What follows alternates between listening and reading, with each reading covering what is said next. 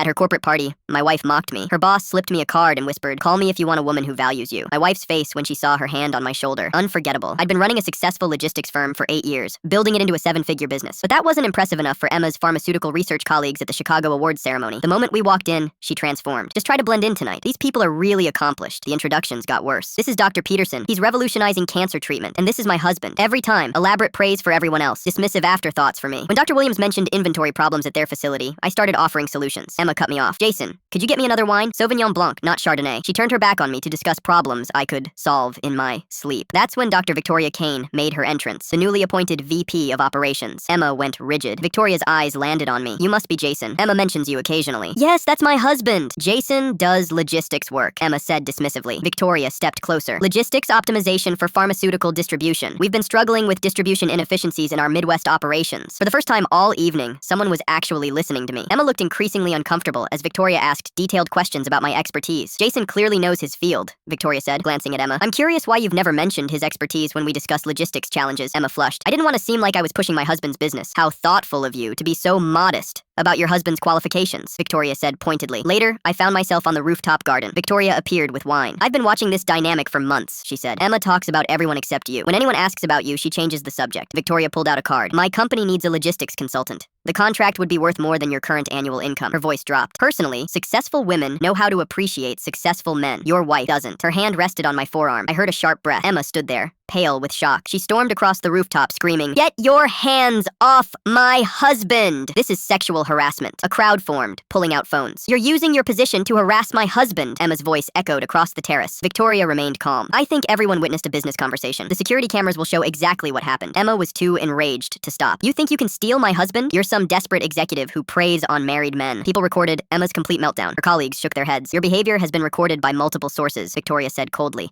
"HR will be very interested in reviewing footage of a subordinate making false accusations against a superior." Emma went pale as she realized what she'd done. The drive home was Emma frantically making damage control calls. She was placed on administrative leave pending investigation. "Jason, you have to help me," she begged. "Victoria likes you. Maybe you could explain. I was just upset." "Emma, you accused a VP of sexual harassment in front of witnesses and cameras." The investigation concluded Emma made false accusations. She was transferred to a Wisconsin facility with a formal reprimand. 3 days later, I signed Victoria's contract, worth double my annual income. 6 months later, Victoria and I moved in together. My firm tripled in size. The divorce settlement favored me heavily. Emma keeps asking mutual friends if I ever mention her, talking about how we had something special, and she made one mistake. Victoria and I are announcing our engagement next month, at the same gala where Emma destroyed her career exactly 1 year ago. The man dismissed as just a husband is now courted by Fortune 500 companies, sharing that success with someone who never doubted it was possible.